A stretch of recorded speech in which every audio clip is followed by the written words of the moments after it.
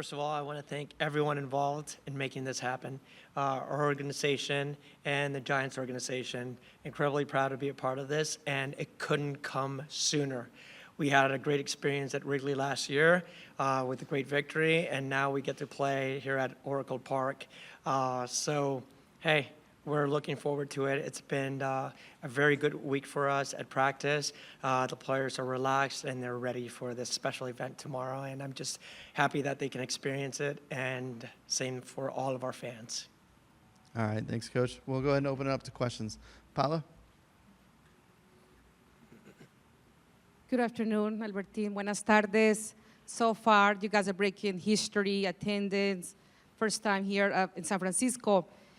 We have been talking about this game, how important it is for the franchise, and what is going through your mind right now. And I do have a follow-up. Thank you. So what makes it very special is that our players that work so hard and they've put so much time into becoming the players that they are, this league, everything they've done for the last 15 years, the fact that we get to play in front of 40,000 fans is just an incredible experience. But it's also special for the young fans. I know that our players are role models for so many of the young players that come in and watch these games. And the fact that now we've got 40 plus, I think it's going to be more than 40,000. I was joking around. There's going to be boats outside with seats just trying to sell just to be at our game. But it's really special that we're going to have a younger generation that's going to be talking about the game that they came to watch at Oracle Park, and that's going to inspire them to go and play. And the reason that touches me is because I have a daughter that plays now, and she was part of watching a team in the Bay Area 15 years ago, and that inspired her. And this is why she wanted to become a footballer and fell in love with it. And just the fact that this gets to happen outside of just our area, because yes, we play at PayPal, but this is going to be also an opportunity for fans that maybe don't always necessarily make it out to PayPal.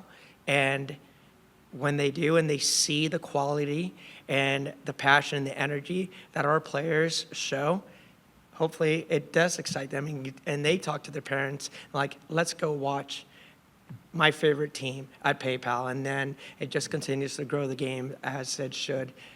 So what a great opportunity for all the players in our organization. Well deserved. Any adjustments in the rotations? And we were talking about the criteria to choose players after a week of training. What's going on right now? The hardest thing for us to do as coaches, because we have a very talented team. I've said this from the very beginning. At any given point in time, any player can be chosen. And what I'm most proud of in the coaching staff, and I was talking about this earlier in another meeting, it's that players on our team right now believe. They still believe. Yes, we may be going through a difficult spell as far as not getting points, but we've been playing well. And that energy is still there. The enthusiasm is still there. So picking the lineup is very challenging, but there's going to be a couple changes because ultimately you have to do that as well as the coach, and we're going to try something a little bit different, so maybe we can catch Spirit a little bit off guard. But really a mentality for us, it's let's go enjoy it, let's be on the front foot, and it just make it a memorable experience for everyone involved. Gracias, thank you. As one of the leaders, Rachel, this is a new franchise, second year.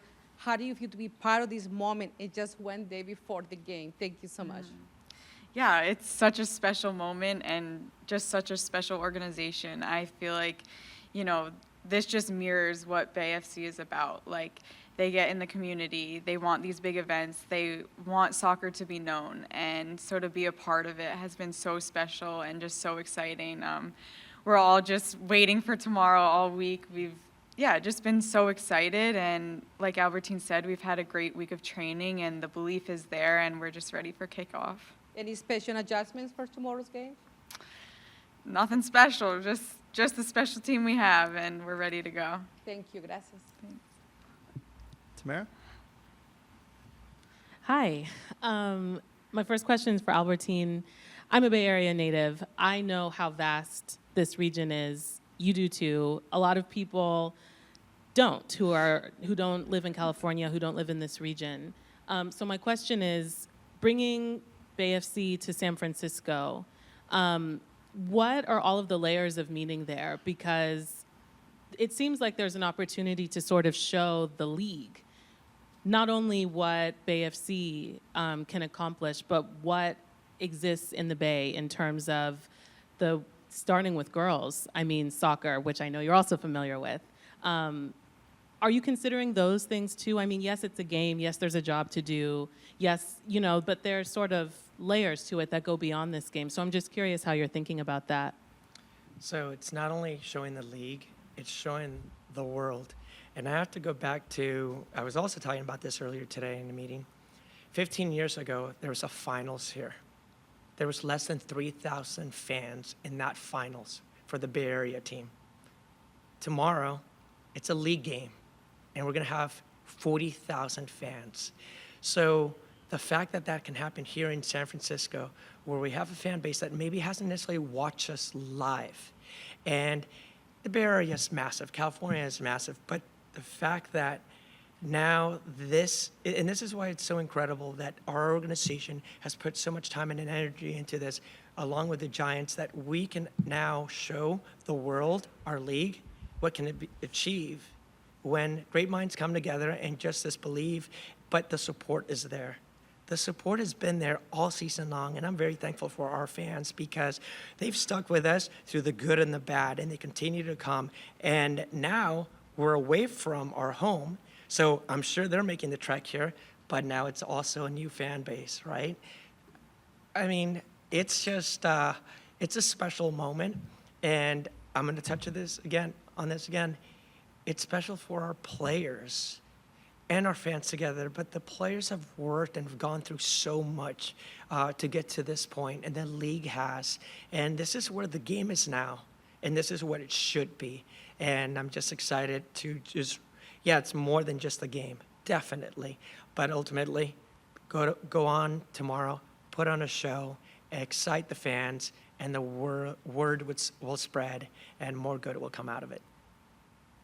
I have a question also for Rachel. I spoke with Joelle yesterday on our podcast and asked her about how, you know, for most of her career, she's been a forward, and then she comes to Bay FC, different role as a center back. And it just made me think about how true that is for a lot of members of this team. Albertin was just talking about rotation.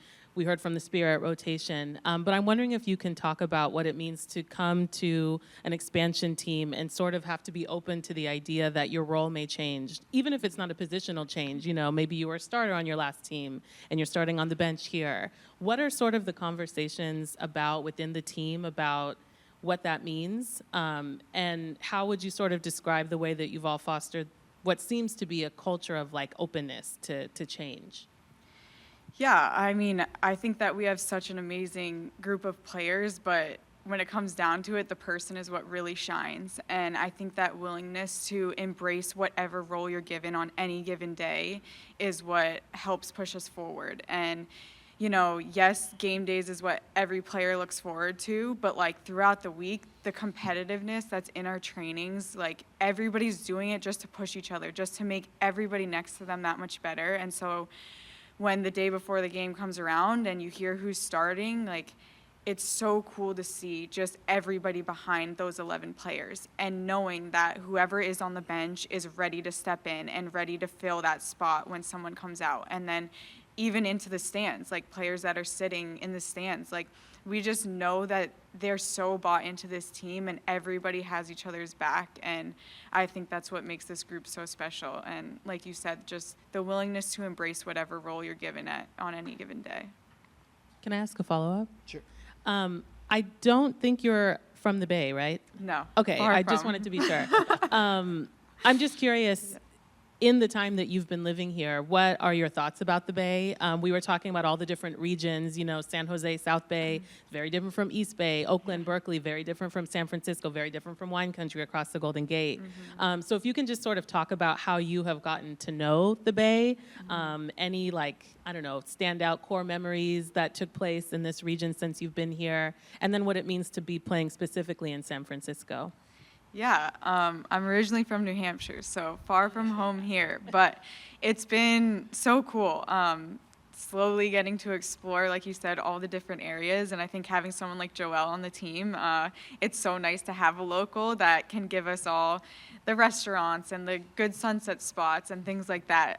So yeah, she made a whole document for us of all the good places to go. So I'm slowly making my way through there. But gosh, it's hard to pick just one, honestly. I've loved everything about getting to know this city, and it is really special. And I think, just bringing the game up here, it connects us so much more to San Francisco. Like, yes, we're down in San Jose, but, we know that we have a fan base in the whole Bay Area, which is so incredible, and we appreciate all the support we get. So being able to bring the game up here to San Francisco and, immerse ourselves more in this part of the Bay is exciting. Thank Thanks. you. Thanks, Tamara. At this time, we have any questions on the Zoom? Oh, I'm sorry. We have a question in the back. Thank you.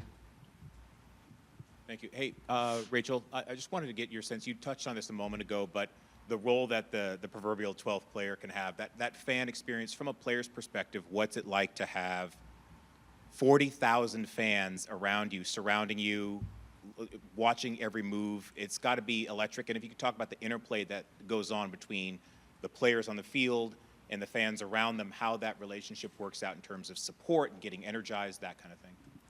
Yeah, I mean, I've never done it in front of 40,000, so we'll see tomorrow. But, down at PayPal Park, like, having those 18,000 behind us, like, it really gives you that extra boost and that extra energy. And, even when maybe we're not playing our best, like, hearing them and hearing their support and always encouraging us and, starting the BayFC chant, like, you do notice that as a player, and it means so much to us.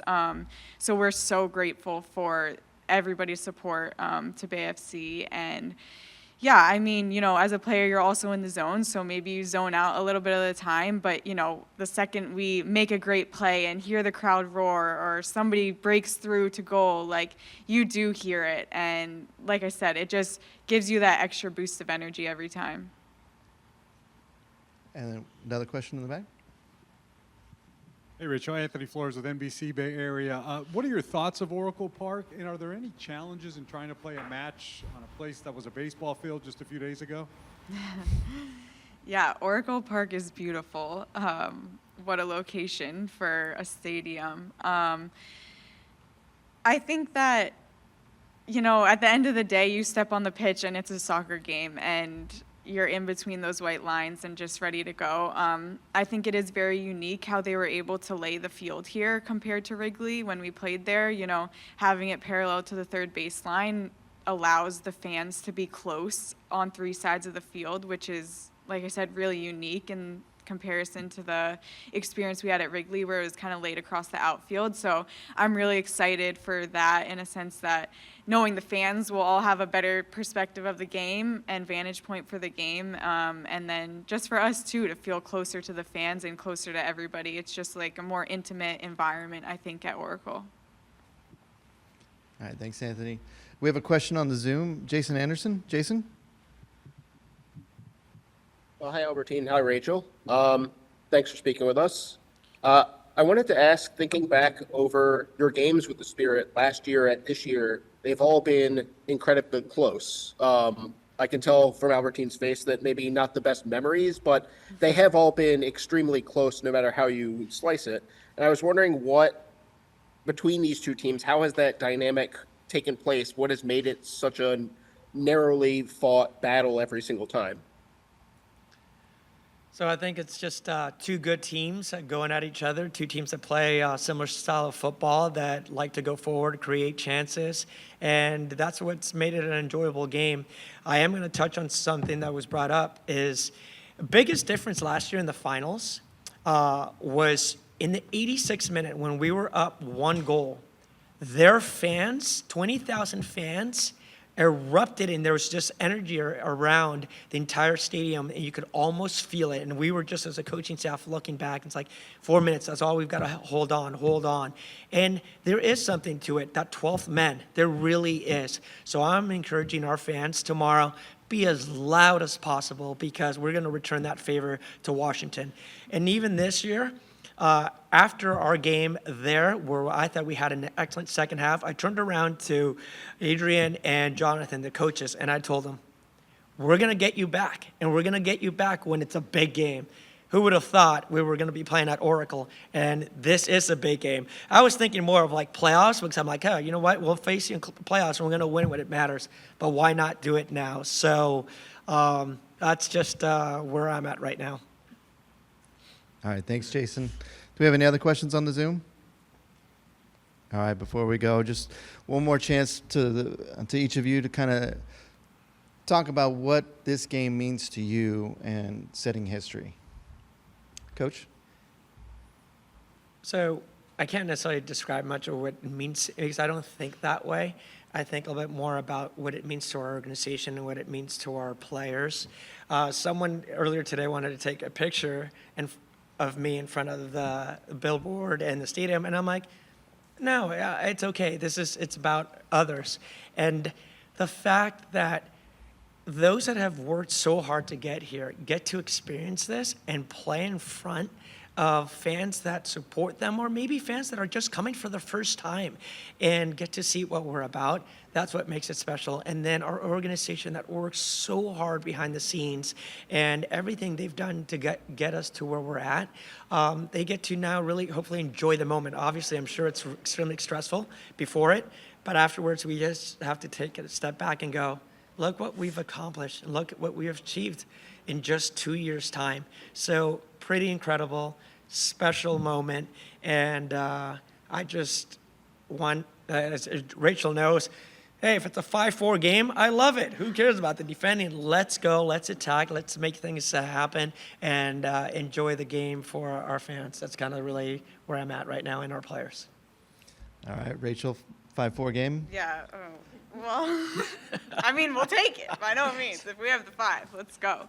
But I can tell you how special it is for Albertin, because the second that I walked in the facility this morning, he's bouncing off the walls. Can it be tomorrow already? So I know that there's a lot of excitement, and it's super special. And, you know, we're all the same. We're just so excited for kickoff tomorrow. It's been such a long time coming, it feels like. So just to hear the whistle blow and hear all the fans and be making history is a special moment. All right. Well, that is it for us today. Thank you very much. We're excited to see you all out here at Oracle Park tomorrow, 1 p.m. Pacific time kickoff. If you can't make it out here, it'll be on CBS. And we're looking forward to making history. So thanks, everybody.